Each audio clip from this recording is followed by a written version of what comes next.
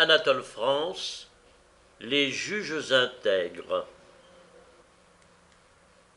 J'ai vu, dit Jean Marteau, des juges intègres, ce fut en peinture. J'avais passé en Belgique pour échapper à un magistrat curieux qui voulait que j'eusse comploté avec des anarchistes. Je ne connaissais pas mes complices et mes complices ne me connaissaient pas. Ce n'était pas là une difficulté pour ce magistrat. Rien ne l'embarrassait, rien ne l'instruisait, et il instruisait toujours. Sa manie me parut redoutable.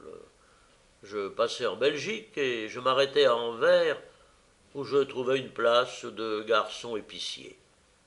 Un dimanche, je vis deux juges intègres dans un tableau de Mabuse au musée. Ils appartiennent à une espèce perdue. Je veux dire que ce sont des juges ambulants qui cheminent au petit trot de leur bidet.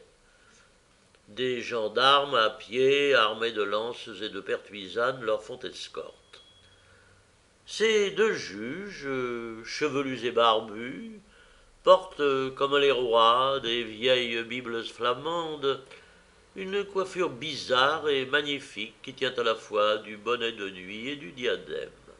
Leurs robes de brocart sont toutes fleuries. Le vieux maître a su leur donner un air de gravité, de calme et de douceur. Leurs chevaux sont doux et calmes comme eux. Pourtant, ils n'ont, ces juges, ni le même caractère, ni la même doctrine. Cela se voit tout de suite. L'un tient à la main un papier et montre du doigt le texte. L'autre, la main gauche sur le pommeau de la selle, lève la droite avec plus de bienveillance que d'autorité. Il semble retenir entre le pouce et l'index une poudre impalpable. Et ce geste de sa main soigneuse indique une pensée prudente et subtile. Ils sont intègres tous deux, mais visiblement, le premier s'attache à la lettre, le second à l'esprit. Appuyés à la barre qui les sépare du public, je les écoutais parler. Le premier juge dit « Je m'en tiens à ce qui est écrit. La première loi fut écrite sur la pierre, en signe qu'elle durerait autant que le monde. » L'autre juge répondit « Toute loi écrite est déjà périmée, car la main du scribe est lente, l'esprit des hommes est agile et leur destinée mouvante. » Et ces deux bons vieillards poursuivirent leur entretien sentencieux. La loi est stable. En aucun moment la loi n'est fixée. Procédant de Dieu, elle est immuable. Produit naturel de la vie sociale, elle dépend des conditions mouvantes de cette vie. Elle est la volonté de Dieu qui ne change pas. Elle est la volonté des hommes qui change sans cesse. Elle fut avant l'homme et lui est supérieure. Elle est de l'homme, infirme comme lui et comme lui perfectible. Juge, ouvre ton livre et lis ce qui est écrit, car c'est Dieu qui l'a dicté à ceux qui croyaient en lui. Sic locutus est patribus nostris Abraham et semini eius in saecula. Ce qui est écrit par les morts sera biffé par les vivants, sans quoi la volonté de ceux qui ne sont plus s'imposerait à ceux qui sont encore, et ce sont les morts qui seraient les vivants, et ce sont les vivants qui seraient les morts. Aux lois dictées par les morts, les vivants doivent obéir. Les vivants et les morts sont contemporains devant Dieu. Moïse et Cyrus, César, Justinien et l'empereur d'Allemagne nous gouvernent encore, car nous sommes leurs contemporains devant l'Éternel. Les vivants doivent tenir leurs lois des vivants. Zoroastre et Numa Pompilius ne valent pas pour nous instruire de ce qui nous est permis et de ce qui nous est défendu, savetier de Sainte Gudule. Les premières lois nous furent révélées par la sagesse infinie. Une loi est d'autant meilleure qu'elle est plus proche de cette source. Voyez-vous point qu'on en fait chaque jour de nouvelles, et que les constitutions et les codes sont différents selon les temps et selon les contrées. Les nouvelles lois sortent des anciennes. Ce sont les jeunes branches du même arbre, et que la même sève nourrit. Le vieil arbre des lois distille un suc amer. Sans cesse on y porte la cognée. Le juge n'a pas à rechercher si les lois sont justes, puisqu'elles le sont nécessairement. Il n'a qu'à les appliquer justement. Nous avons à rechercher si la loi que nous appliquons est juste ou injuste, parce que si nous l'avons reconnue injuste, il nous est possible d'apporter quelque tempérament dans l'application que nous sommes obligés d'en faire. La critique des lois n'est pas compatible avec le respect que nous leur devons. Si nous n'en voyons pas les rigueurs, comment pourrons-nous les adoucir? Nous sommes des juges et non pas des législateurs et des philosophes. Nous sommes des hommes. Un homme ne saurait juger les hommes. Un juge en siégeant quitte son humanité, il se divinise, et il ne sent plus ni joie ni douleur. La justice qui n'est pas rendue avec sympathie est la plus cruelle des injustices.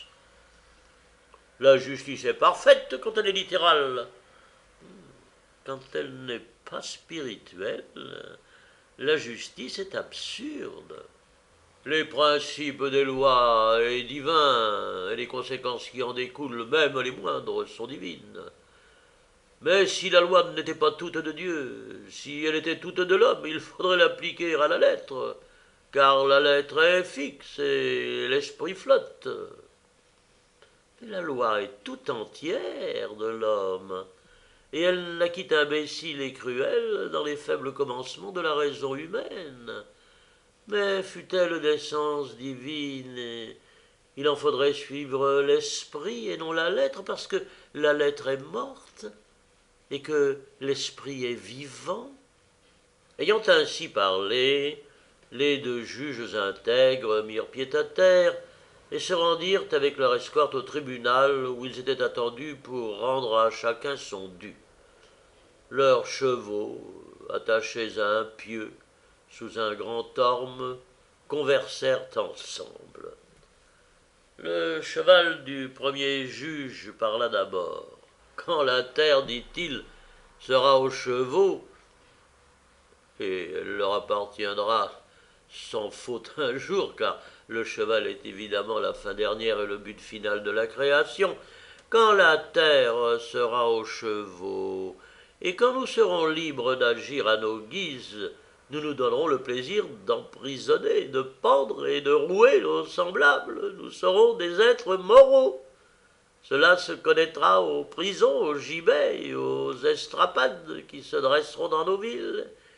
Il y aura des chevaux législateurs. Qu'en penses-tu, Roussin? Roussin, qui était la monture du second juge, répondit qu'il pensait que le cheval était le roi de la création et qu'il espérait bien que son règne arriverait tôt ou tard. Blanchet, quand nous aurons bâti des villes, ajouta-t-il, il faudra, comme tu dis, instituer la police des villes. Je voudrais qu'alors les lois des chevaux fussent chevalines, enfin, je veux dire, favorables aux chevaux, et pour le bien hippique. Comment l'entends-tu, Roussin? Demanda Blanchet. Je l'entends comme il faut. Je demande que les lois assurent à chacun sa part de picotin et sa place à l'écurie, et qu'il soit permis à chacun d'aimer à son gré durant la saison. Car il y a temps pour tout. Enfin, je veux enfin que les lois chevalines soit en conformité avec la nature. J'espère, répondit Blanchet, que nos législateurs penseront plus haut que toi, Roussin. Ils feront des lois sous l'inspiration du cheval céleste qui a créé tous les chevaux. Il est souverainement bon puisqu'il est souverainement puissant. La puissance et la bonté sont ses attributs. Il a destiné ses créatures à supporter le frein, à tirer le licol, à sentir l'éperon et à crever sous les coups. Tu parles d'aimer, camarade. Il a voulu que beaucoup d'entre nous fussent faits hongres. C'est son ordre. Les lois devront maintenir cet ordre adorable. Es-tu bien sûr, ami, demanda Roussin, que ces mots viennent du cheval céleste qui nous a créés, et non pas seulement de l'homme, sa créature inférieure? Les hommes sont les ministres et les sages du cheval céleste, répondit Blanchet. Sa volonté est manifeste dans tout ce qui arrive, elle est bonne. Puisqu'il nous veut du mal, c'est que le mal est un bien. Il faut donc que la loi, pour être bonne, nous fasse du mal. Et dans l'empire des chevaux, nous serons contraints et torturés de toutes les manières par édits, arrêts, décrets, sentences et ordonnances pour complaire au cheval céleste.